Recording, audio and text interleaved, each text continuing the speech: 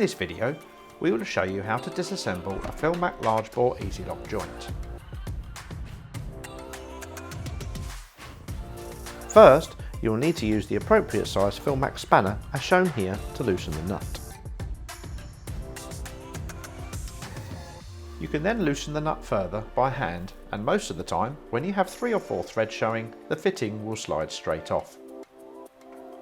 If the fitting does grip, possibly on larger diameters as shown here, or due to a damaged pipe, it's just a case of loosening the nut completely, and then the body and all the components slide off easily one at a time. The fitting can then be quickly reassembled for future use.